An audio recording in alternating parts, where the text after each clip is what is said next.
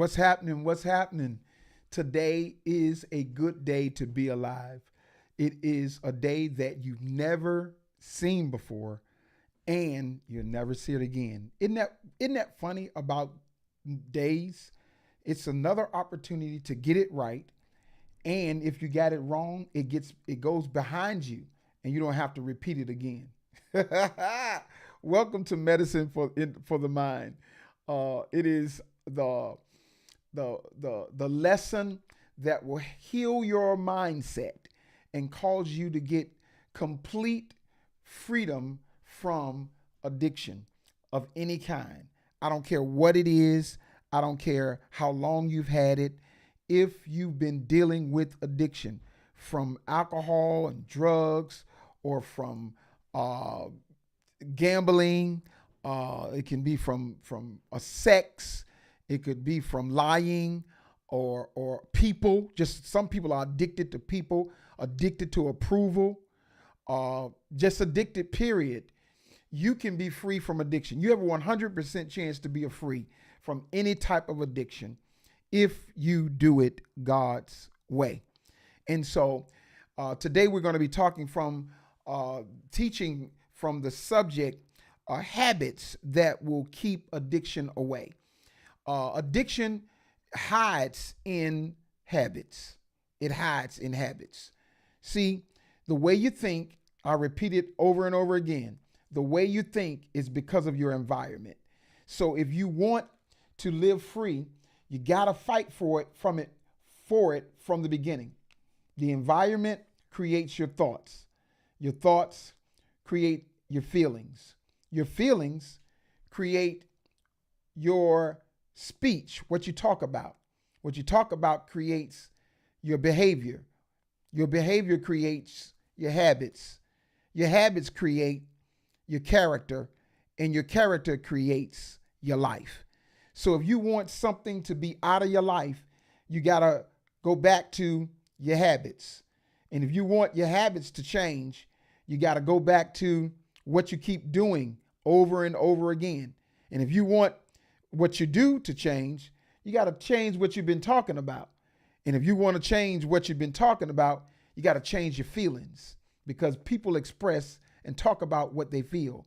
And if you want to change how you feel, change what you've been thinking. And if you want to change what you've been thinking, you got to change what you've been exposing yourself to, your environment. And environment is so key. Well, today in this lesson, we are establishing habits that will help overcome addiction and set your life, hear these words, on a path to success. Now, I want you to get this. I want you to understand. I got to give it to you. This is all going to be done from a Christian perspective. So this medicine for the mind is how to defeat addiction from a Christian perspective in any way. Now listen, to reach any goal in life, you must be determined to succeed. You must be determined from the beginning.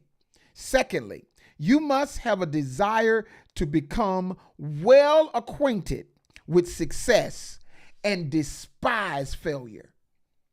In other words, when you want something bad enough, you start going after it, and when you get it, you get an appetite for success.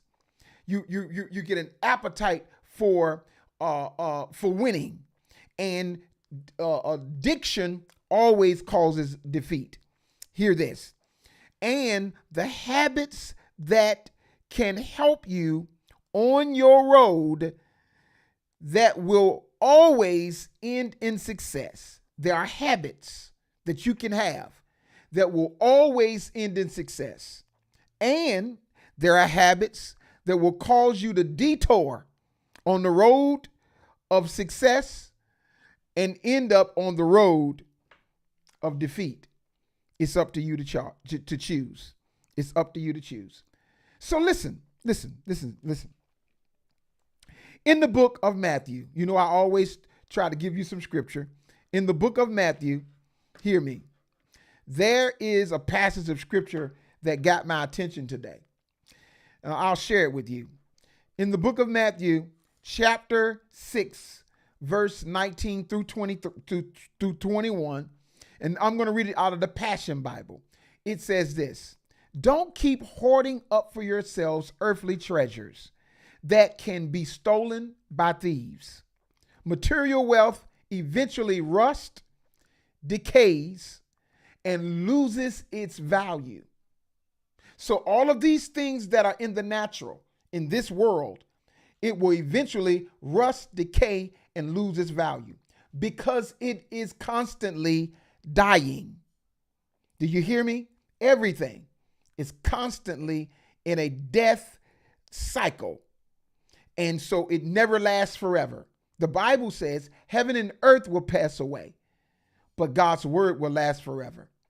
Then in verse 20, it says, instead, stockpile heavenly treasures for yourself that cannot be stolen and will never rust, decay, or lose its value.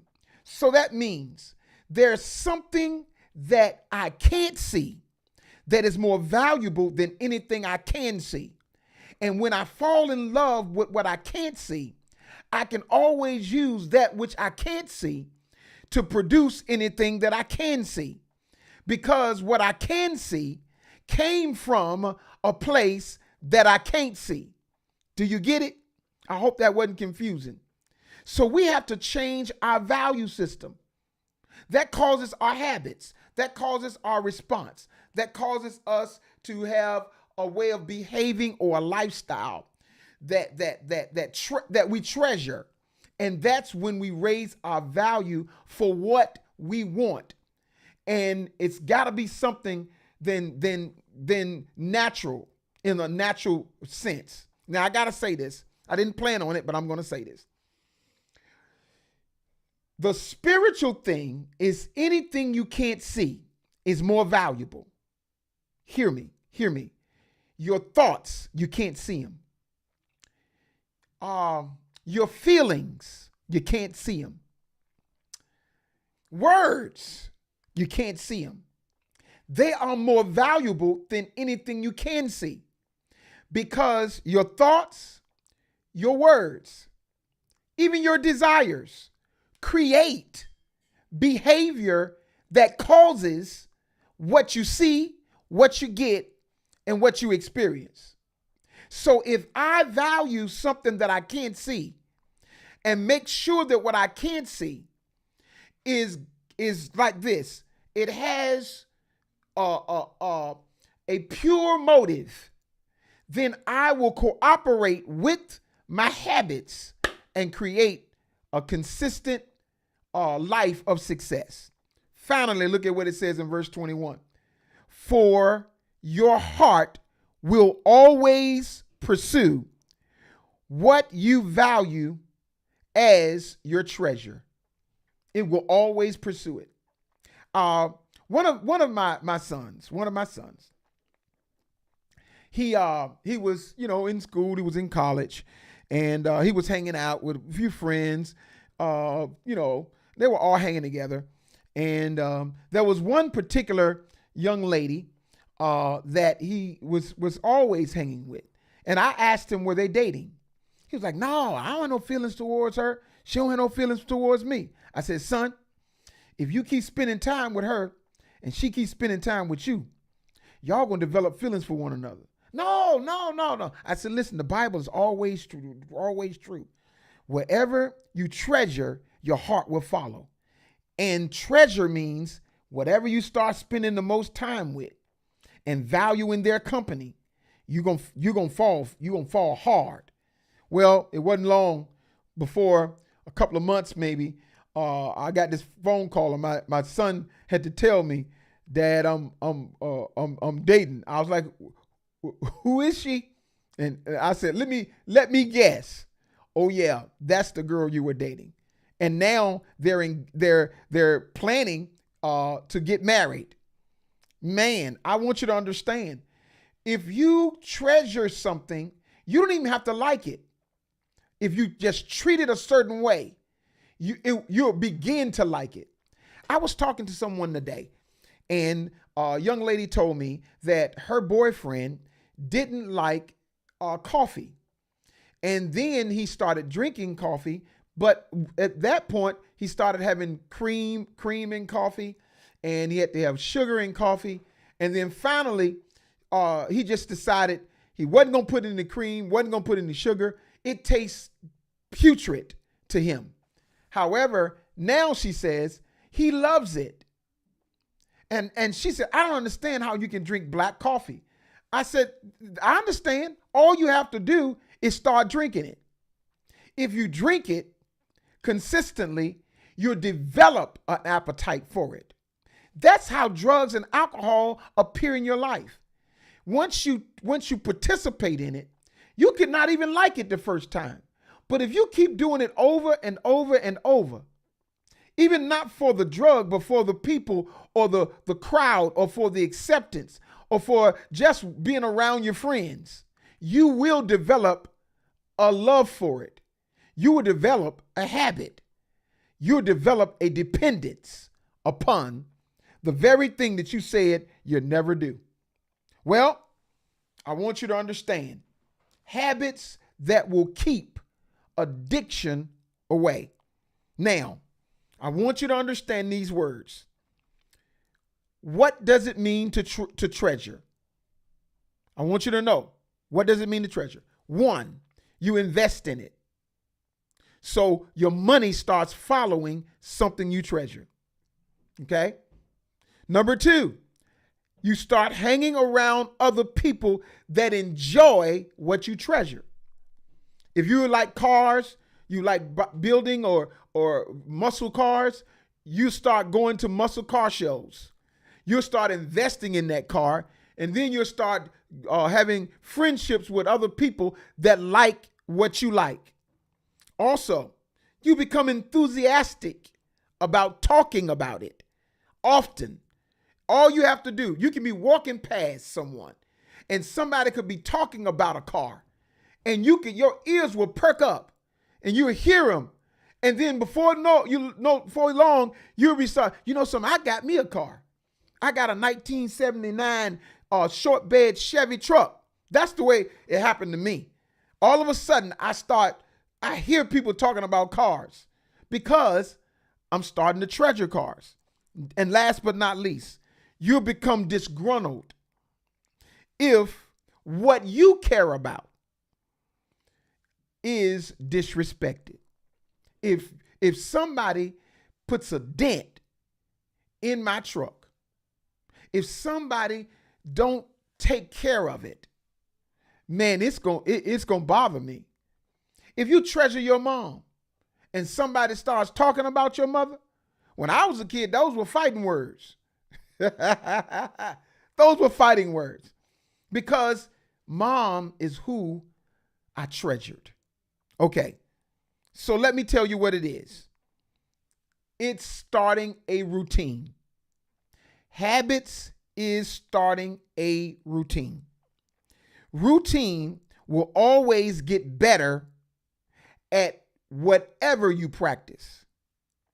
Routine increases perfection. Routine is hidden within it, hear this, improvement.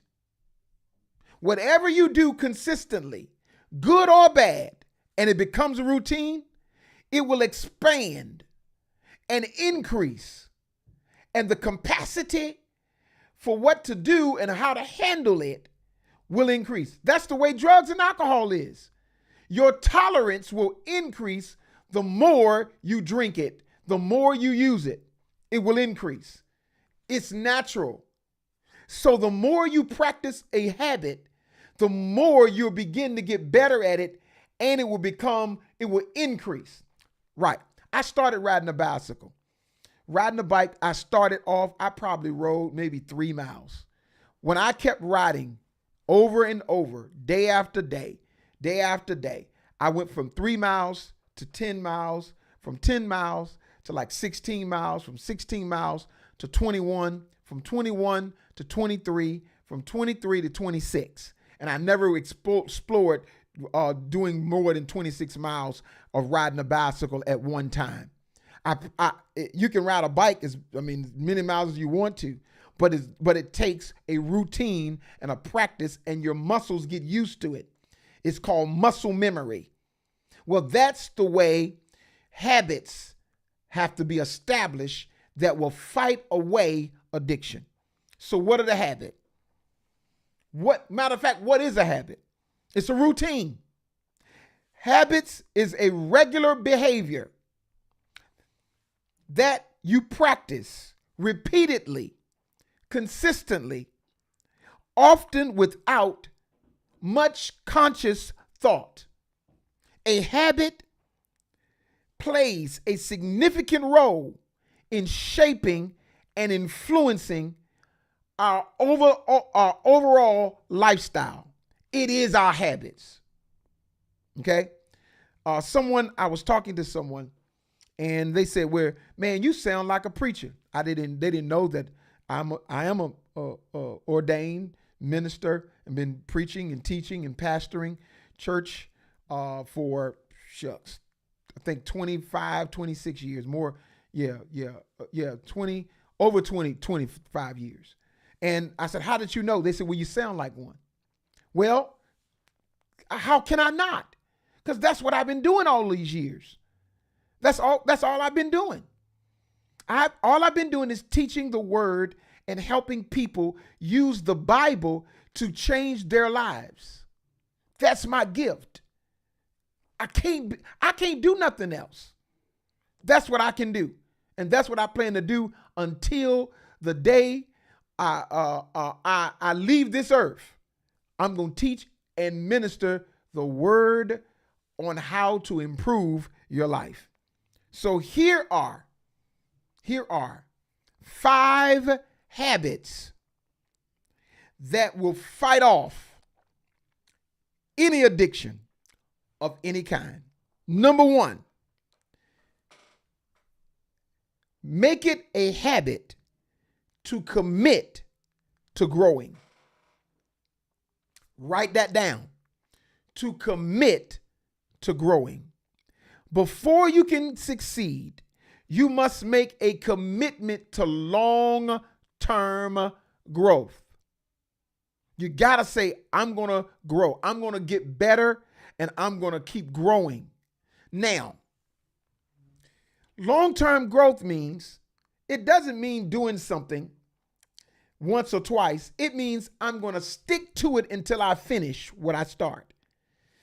Listen, if you want to master anything, you study that subject for 5 minutes a day for 5 years, and you will be a master of that subject, whatever it is. 5 minutes for 5 years. All you got to do is keep doing it. Now, you do know it can become quicker if you study longer. But that's what I'm saying. Anything you can become good at. If you study it 5 years for 5 minutes a day. Research, do whatever. Commit to getting better. Number 2, believe you can get better at anything. Always believe in yourself. If you don't believe in yourself, who will? Who else will believe in you? You can't convince somebody else to believe in you if you don't believe in you. So you're going to have to believe that you can accomplish this. You can beat this addiction. You got to believe that you can defeat whatever vice that's got a hold on you. If you don't believe you can do it, you can't do it. You're right. If you don't believe you can do it, you're right. But if you believe that you can, you're also right. It's based on believing in yourself. If anybody can do it, I can do it. That's what I told myself. If anybody can do it, I can do it. I've had to learn new techniques. I've had to learn computers like I've never learned before. I had to learn the Mac versus an HP computer. Matter of fact, my wife bought me this HP computer, and when it had updated with a new operating system. And when she purchased it, I was upset. She was like, I bought you a new computer. I'm used to the old one, and I didn't even want to learn the new stuff. But I said, if anybody can do it, I can do it. One of the greatest things about success is you can always learn to succeed. But I want you to know, you're going to have this type of mindset. I'm willing to unlearn what I did wrong and, watch this, relearn a new way of doing something right. You can do it. All right. Next statement. Get in the habit of completing whatever you start. Get in the habit of it. Stop. You just say, hey, I got to get this done. I'm going to keep working until I complete it. My dad said like this. He said, always do your best, regardless, and always finish what you start. My dad would tell me that. When you start that type of habit and you make a commitment to whatever is defeating your addiction, defeating that thing that's been robbing you and taking from you and causing you to do what it wants you to do instead of you doing what you want to do, you make a commitment. No, I'm going to finish this thing. I'm going to finish what I start. So if you do so, that habit kicks in, and then every time you begin to walk it out, challenge yourself to do something until it's done, until you're finished. I used to be a cut corner kind of guy, used to cut the corners, but I trained myself over the years how to do an excellent job and not cut corners. I can't even walk away and it's halfway done. I believe my mother put that in me when she taught me how to clean the bathroom, the sink, and the toilets. She taught me how to clean it. She showed me how to clean it. She then helped me clean it. Then she watched me clean it, and then she walked away and let me clean it. And man, I learned how to finish what I start and do it with excellence. The next thing, hear this. Don't let anything cause you, watch this, to lose focus and not finish. Don't let anything or anyone cause you to lose focus and not finish. I've been talking about it for a while, and I'll say it again. We had a house fire on June 16th, and the house fire, we lost everything. And we lost, my cars went up, my home, my clothing, everything. The trucks were still there, the ambulance, all of that was still there. And I had this bright idea. I am supposed to be preaching today, and it's June 16th, which was Father's Day. And I made up my mind. I'm going to get to the place where I'm supposed to preach. And so that Sunday morning, with black stuff on my face, me and my wife borrowed my son's car, drove to Walmart, bought some clothes, just enough to get in the pulpit, and went and preached and ministered. Some people were offended by it. Some of my kids were. They were like, man, you're addicted to this thing. Why does it mean so much? It means so much because that's what my purpose is. And I was not going to allow my life tragedies to get me off course. And that's my comfort. My comfort in life is ministering to other people and helping them grow in their own lives. That was my comfort, getting to a pulpit and ministering. I want you to know, get in the habit of staying focused and finish what you start. Listen to this. Number 5, eliminate comparisons. Comparison is one of the most destructive habits that will hinder anyone's success. My wife says it this way. Comparison is the thief of joy. You will lose your joy whenever you compare yourself to someone else. It is okay to admire someone or follow in their footsteps, but don't let their accomplishments destroy your motivation. Don't compare yourself to anybody. Compare yourself to the goal that you're trying to accomplish and stay on it until you accomplish it. You hear me? Number five, explore options. Your success may live in something beyond what you've ever done. When people are closed off to the new, they only repeat the behaviors of the past. But if you're open to new options, you will explore how you can do it better, you can live better, you can understand it better, you can do it different. Matter of fact, you can learn something new that will give you more results with less effort. So be open to something new. Explore different ways to accomplish a task.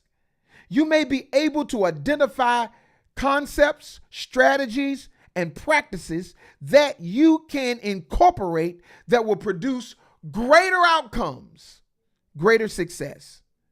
The best ideas come from exploring. Matter of fact, trouble is the mother of inventions. Trouble. It means when there's a problem, I need to come up and create a solution. It causes people to create solutions. Notice that addiction has been causing you trouble. Create a new way of living. And finally, nope, I got two more. Hear this. Watch what you're working according to a plan. Create, or watch this, make sure you're working according to a plan. Create a plan for your success. Planning will remind you of what direction you're going in. Stop working without a plan. Work with the plan. Check your plan often and keep it up to date. So plan what you're going to do, how you're going to attack this disease, how you're going to attack this addiction, how are you going to attack your relationship and improve it, and follow your plan and follow it consistently. It will reshape the outcome of whatever you're dealing with. And then often, this is the last one, practice establishing boundaries. Now, I got to say this. Get in the habit of doing this. Have boundaries. Boundaries, when they are established, will teach others how to treat you. If you've been drinking and you decided I'm going to stop drinking, set boundaries. First of all, set personal boundaries. I'm not going to let alcohol in my presence. I'm going to keep it out of my house. I'm going to keep it out of where I go. I'm going to stay away from places that have what I said I wasn't going to participate in. When someone else comes into your presence, they can't come with whatever substance, conversation, drug, drinking. They can't bring that to you. You need to make an announcement. Hey, I need you to stop.